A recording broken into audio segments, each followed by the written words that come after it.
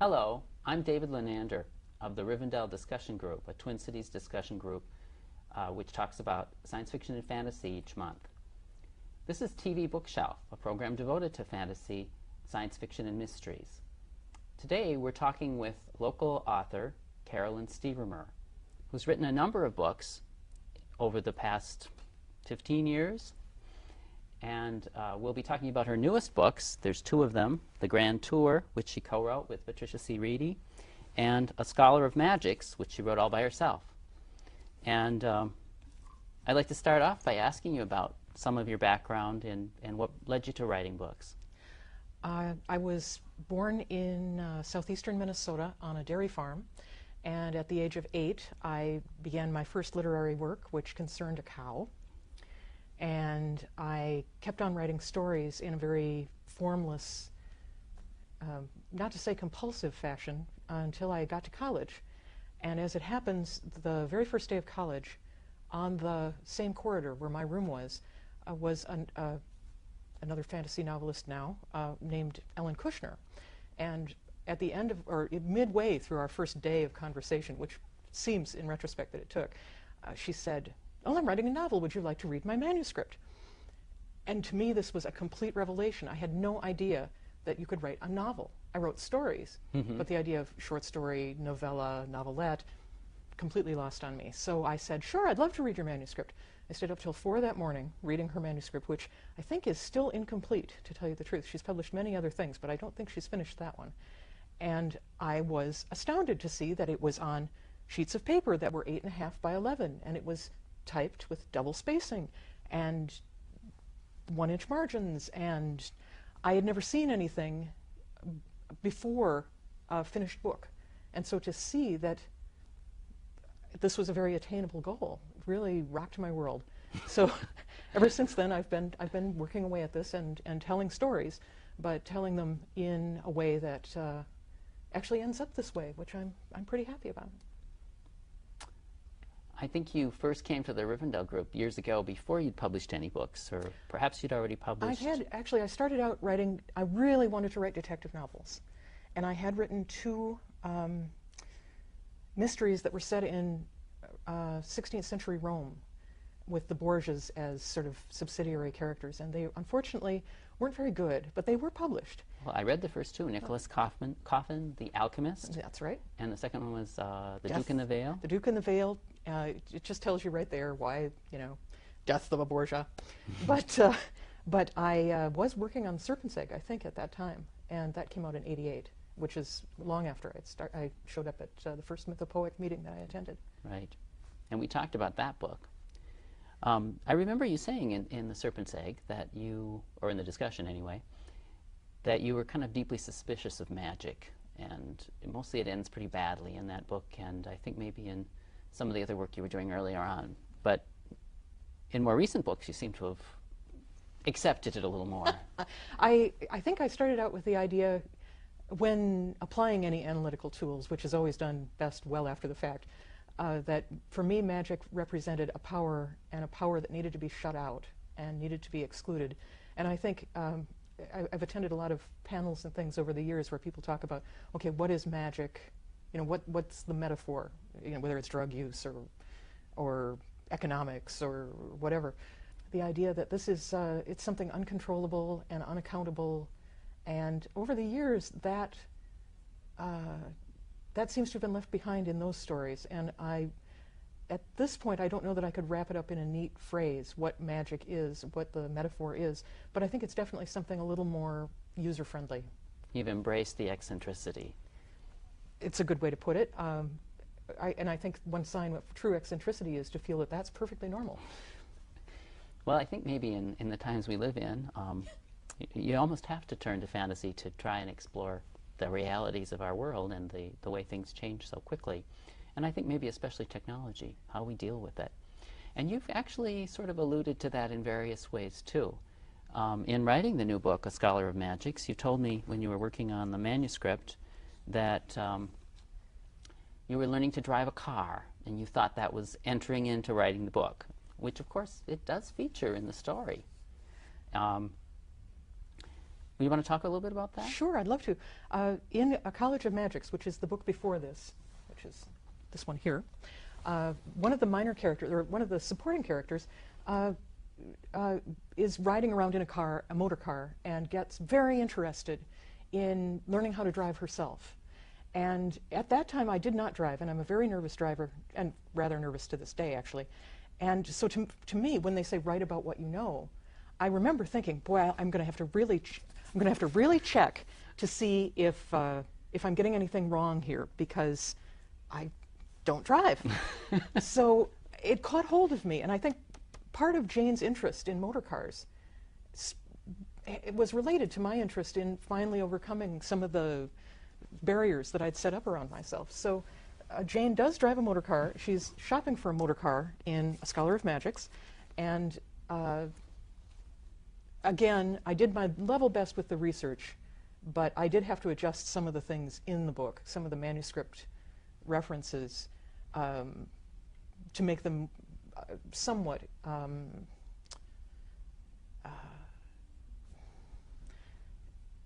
not that I've ever driven a 1903 Wombat or whatever it is, but to make them as convincing as possible. Yeah, I like the names of your cars, too. Thank you. I am very... I admire Rex Stout a lot as a writer of mystery stories, and one of the things that I admire him for most is the fact that in the Narrow Wolf mysteries, we never have to stumble over the kind of product placement that you get, say, in a James Bond novel, with Ian Fleming talking about a certain kind of gin or a certain kind of wristwatch. Stout made them all up, and I feel that that is the way to go. So I had every intention of making up the names of everything, and I was startled to find out one of the automobiles I thought I'd made up was the Minerva in A College of Magics. The car in question is a sleek Minerva limousine, and a friend of mine lives in Berkeley, and there's a vintage car museum there, and apparently there is a Minerva. Minerve, apparently it was a French make. Okay. And it wasn't a limousine, but I nearly fell over when I found out that I hadn't made that up. Or that is, I certainly did make it up, but I was making it up along similar lines to a real car. So your future research is going to have to be researching what already exists to make sure that you don't make it up. Very well put. And maybe there's like an un-Google or something that I could use for that. Well, that could be. Let's see. Since we started talking about A Scholar of Magics and we brought in A College of Magics, we should talk about what brings those books together. Is they're set in the same milieu, same made-up world, as is the King when the King comes home. And the King comes home. When the King comes home takes place about 200 years earlier, but it very definitely is the same place, and with some of the landmarks unmarred by events that occur in that interim period. And I'm hoping with with future things to be able to explore that geography more. So you do plan more books set in that world? Very definitely. And I don't know that it'll be more than one more, but there's definitely at least one more in there somewhere.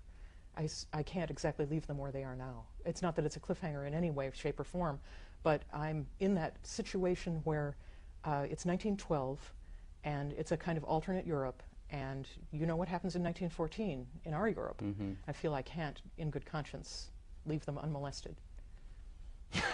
Just can't leave them alone, huh? Well, it's having a gun on a mantelpiece. You have to have it go off. If you're going to write that scene, or if you're going to have that element of description, you have to be prepared to use it later in the story. Afraid so.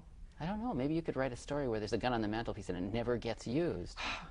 What would that do? I have enough loose ends hanging and fluttering in the breeze. Various things that have never gone off. But yes. So what do you know about guns? Nothing.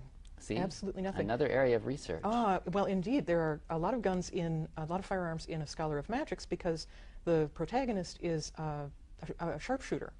And I have fired a gun once. It was a very well-established situation. I was supposed to hit a bull thistle, and I missed it, and I have no idea by how much, but the bull thistle is safe to this day.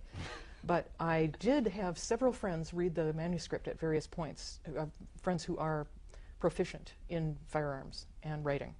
And ironically, there was one big fat blunder that they all caught.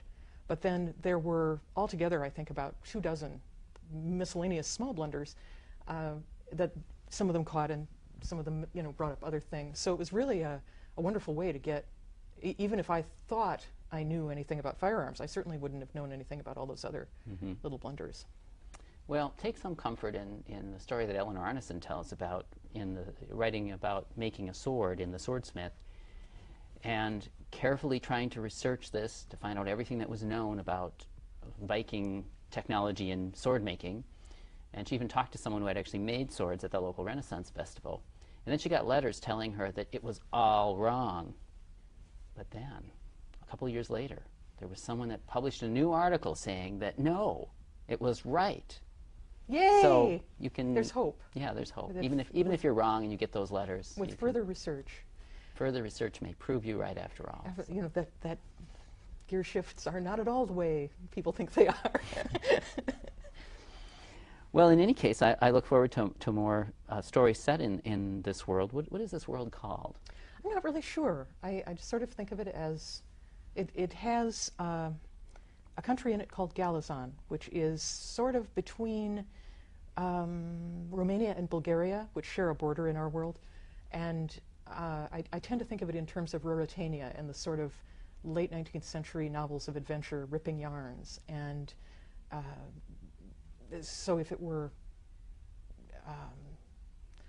I don't know, the whole, I guess I should have a better tag because marketing is important, but I don't. Yeah, a world in which hats can become bombs. Yes, yes. That it's very important that you offend someone intentionally and not unintentionally. That makes sense. Well, let's talk about some of your other books as well. I guess what we should talk about, too, is the brand new book that I haven't even been able to find in the bookshelf or bookstore yet. And that's The Grand Tour, which you co-wrote with Patricia C. Wrede. And it's a sequel to the earlier Sorcery and Cecelia, or The Enchanted Chocolate Pot.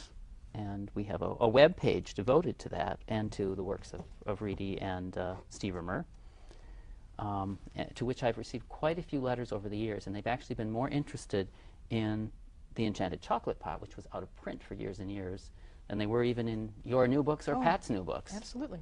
And indeed, what feedback I've gotten, which is limited because it is just out, people really love Sorcery and Cecelia, or The Enchanted Chocolate Pot. And even though there are new adventures, and I will go so far as to say that Harcourt is interested in yet another adventure featuring Kate and Ceci. And I think I can go so far as to say that that is going to happen. People love, for some reason, this Sorcery and Cecelia was written as a letter game 15 years ago or more. Explain letter games. Again, this is something I learned from Ellen Kushner, where you, and we would play this in the summertime between school years, you make up a character and you write a letter in that person's persona to whoever your partner is in the game, and as a result, you go to your mailbox one day and you find this letter out of the blue, and in the case with Ellen, it's of course on beautiful stationery, written with a crow quill pen and perhaps tied up with and sealed with sealing wax, and then you get to decide who you are and what is going to happen. And it's the sort of game that's very difficult to actually have any kind of a plot that holds its shape. But I think because of the fact that the template is so familiar, the Regency romance, Georgette Hare kind of fluffy, fizzy entertainment is so clearly, you know, boy meets girl, boy insults girl, that sort of thing. Girl gets boy. Because Pat and I were playing it, as far as we knew, as a game, it actually did have a beginning, a middle, and an end. And when we concluded the game, all without doing more than gossiping about the characters, we never really talked about what the plot was going to be. We said, at most, we said, well, how many more letters do you think it's going to be till the end? But we did meet quite regularly just to gossip about great aunts and things and what we thought so-and-so would end up doing. Not in the book, but years later. And then it was drawn together and published, and it was sort of an orphan production where the editor had left right after the acquisition at the publishing house, so it was given a rather disappointing cover originally, appeared in paperback, and went out of print instantly. And the strange persistence over the years, knowing that only a few copies of this had ever been sold, and yet we would still get a paper fan mail as well as electronic fan mail. And in fact, I remember the best fan letter I ever got was from, and I've memorized it in its entirety. Dear Ms. Wrede and Stevermer, I have just finished reading your wonderful, marvelous, perfect book, and I wish I had 100 more just like it. Now that's what I call a fan letter. So it's curious that that I think is even carrying on now, even though there are other adventures, and it's been wonderfully republished by Harcourt with in hardcover, which it never was before. And now it is just out in paperback. They timed the release of the Grand Tour to go along with the paperback reissue or issue of the first edition of the Harcourt paperback of Sorcery and Cecelia. And I'm hoping that it does find. It seems to me that everyone who was going to buy a copy has bought a copy, but I guess I'm wrong. And I consider it to be high praise when people say, I had a loved one in the hospital, and I was stuck in a waiting room for many, many hours, and it was a very hard time. And because of your book, I was able to forget about that for a few minutes. I consider that to be just about the highest praise. Yeah, and it's such a delightful, fun story, too. Well, we really had fun writing it, and I think that comes through. And we had a lot of fun writing the Grand Tour, but it took a long time. We actually started very soon after the Grand Tour was finished, and people kept saying, oh, will there be a sequel? And Pat is a very shrewd woman, and she said, we have no plans. We had several thousand words of manuscript, but it kept getting hung up at various points. And there is a plot point that for a long time I would be, for example, at a signing or something, or where Pat was doing a reading, and I would hold up a little sign that said a phrase that I'm not going to say here because it gives away a plot point in Grand Tour, but we were waiting for her to get to that point in the plot, and I would just inquire, and months more would go by. So eventually, the interest became such that Harcourt decided that they would go to contract not only for a reissue, the rights to reprint Sorcery and Cecelia, but for a sequel. And that once we had legally contracted to do it, we actually had to do it, so we finished it then. We haven't mentioned River Rats. A few years ago, when Jane Yolen was doing her line of books, you wrote River Rats, and it's sort of stands apart from most of your books, being more of a science fiction story, but it's set in the Twin Cities. Yes, it is. It's set in the upper Mississippi River Valley, starting from about Dresbach and then going northward. And it is coming out from Harcourt again in paperback. They did do a Magic Carpet paperback version of it, as well as the hardcover, but that's quite a few years ago now. And even though it was never technically out of print, it was almost impossible to get. And I think it's this Christmas time they're bringing out another paperback edition of it, and this time the editor tells me with a good cover, although I like this cover. Hold that one up against your red top. And it's it looks quite different from the cover on the paperback, and I'm sure that the new incarnation will look different still, but it has basically the story is about a gang of kids who have their own steamboat, and in order for me to bring that about, I had to pretty much destroy Western civilization as I know it, but that was no trouble. So and a rock band. Yes. Well, when I originally wrote the book, I thought they'd make me take the rock and roll out, and don't I wish they had? But I left it in, and they didn't say anything about it. And also, I left in some things that I was pretty partial to from growing up near the Mississippi River. I grew up near Winona, and when we had visitors, we would take them to the Julius C. Wilkie, which is a steamboat that they had at one time as a museum. And unfortunately, there was a fire, so they still have the Julius C. Wilkie as a museum. They were able to salvage some of the contents, and it's in the same position, but it doesn't have the feel that it used to have. Even though it was up on the levee, it was never in the water. It's now a construct. It's not a vessel of any kind. And I well remember walking the decks as a kid, and at that time, you could go up on the Texas deck, and they had some of the sections of the steam engine working so that they would move the pistons, and that kind of a feeling always stayed with me. I was fascinated by that, and I had a good time putting it in the book. The actual feeling of being aboard a steamboat on the river, I was able to, I was very fortunate. I was once invited aboard the Delta Queen just for lunch, or brunch actually, and so I did have a chance to be on a real working steamboat on the Mississippi River and feel what that's like underfoot. And I tried to get that feeling into the book. You also have the kids, I seem to remember, going through tunnels under the city of Minneapolis at and there are tunnels under the city of Minneapolis. I didn't make up all of them. And I think recent headlines about various caves in the area have brought that forward. There are people who make a study of this sort of thing, and there are also access tunnels and things. I was fascinated. At that time, I worked for the Star Tribune, and at that time, I'm sure this is closed up by now, but at that time, there were little access things. There was a tunnel underneath Portland Avenue. That was where you went to get office supplies. And indeed, there are train tracks underneath, because the paper for the newspaper was brought in by train car. In fact, it still is in their new print facility. I guess it's not that new because it started in the late 1980s, over in the warehouse district near the Itasca building.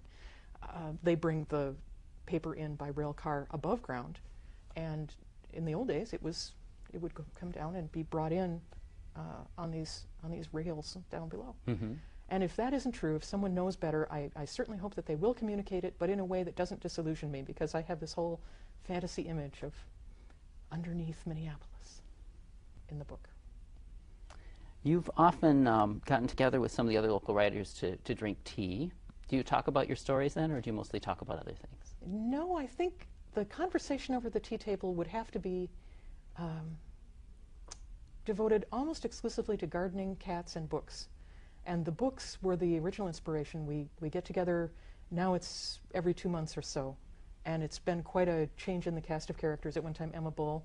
Mm-hmm. In fact, I think Emma Bull was one of the founding people. But basically to get together, talk about books, and exchange them. And now that has taken something of a backseat. There's always a book exchange, but it's not like it was. It used to be grocery bags full. So now we drink tea, and we try to accommodate everybody's various food sensitivities and health issues, and it becomes more and more of a challenge, because tea is one of those meals that kind of cries out for butterfat. It just does. If not salmon and cucumber sandwiches. I think that was the rule, and I think it is still holding. When I started as a member, I was asked to join and informed that really the only rules were you had to have cucumber sandwiches, and you had to have something with chocolate.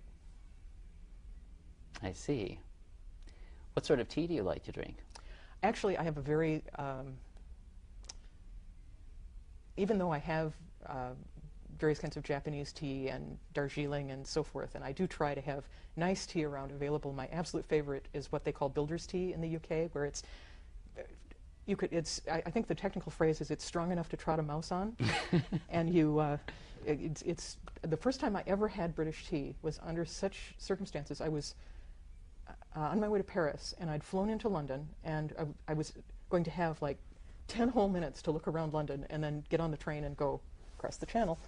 And I arrived jet-lagged at like 8 in the morning at Victoria Station, and I stopped for a cup of tea, and it was that sort of tea. It was one of those things that instead of being from a delicate teapot with a delicate teacup, it was out of a sort of an industrial strength urn on the wall, and had about equal parts milk and tannic acid and a little water to bind it together. And it had put new legs on me completely. And what's the best book you've gotten out of these gatherings? Oh, gosh. Well, I guess the references to other people's books, the people in the community, and a sense of networking that goes beyond it because of all the references to various internet use groups and things, rec.arts. What have you. A feeling of kinship with writers who may never have been to the Twin Cities, but who are a very lively part of it in a way, in spirit, if not in person. We've been talking mostly about the lighter aspects of your books, and in fact, on the committee that I'm on for the McPeak Fantasy Award, someone commented that she just couldn't bear to read any more of the preliminary nominees. She just had to read something else, and she had gotten a copy of A Scholar of Magics. And it was such a delight to read, and she was so glad that she had this book to read. But it started me thinking that one of the members of the committee and of the discussion group, Butterber's Woodshed, had written about one of your books in the past. I think it was When the King Comes Home, and pointed out how carefully structured it is. And although that book does seem more serious than the others, I realized reading A Scholar of Magics this summer that there's a lot more there than just the fun parts. Do you think about that consciously, or does that just kind of emerge? Actually, I think about it very consciously. I try to reward the careful reader, but and put in things that I consider to be fun. If you know the thing, if you've recognized the structure that I'm using, there are things that are amusing. But basically, I really don't want to embarrass myself. It's similarly, I want to break the rules consciously and not unconsciously. And so I do put a lot of work into finding adverbs and slaying them, and trying to write as polished a prose as I can. And one of the reasons that it takes me a long time to write a book is that the story and the structure don't come immediately, or even in little pieces. It's sort of a process of preliminary planning and construction. So I'm delighted to hear that that's the way it strikes you. I did put a lot of effort into that, and sometimes having the effort show isn't a good thing. In fact, it's almost never a good thing. Well, they are books, I guess, that can be enjoyed on many levels then. I hope so. And your next plans are? Working on the sequel to the Grand Tour. Oh, okay. Which we have about 40,000 words of at this point in time. And being in the very early stages of the next book after Scholar of Magics, I've got a sort of the sense of the first part of the structure. I guess if I were going to make it's like going to Home Depot and buying perhaps timbers, but nothing, I'm not really sure how they fit together yet. Well, I guess we'll be looking forward to your next books. Well, do you have any other little projects coming out? Any short stories? Or no, and I'm one of those people who spends about the same length of time, whether with a novel or a short story, so I found it's a little more cost-effective to write a novel. It's not my natural length, a short story, although I've had a couple published. Well, we'll be thinking about you when we, or at least I'll be thinking about you when I drink tea, especially the tea like my mother-in-law used to make. Well, so. Thank you very much. I really appreciate this. This is really a delightful touch. We've been talking with Carolyn Stevermer, who has also written as C.J. Stevermer, and with some of her books today. And this is TV Bookshelf. Thank you.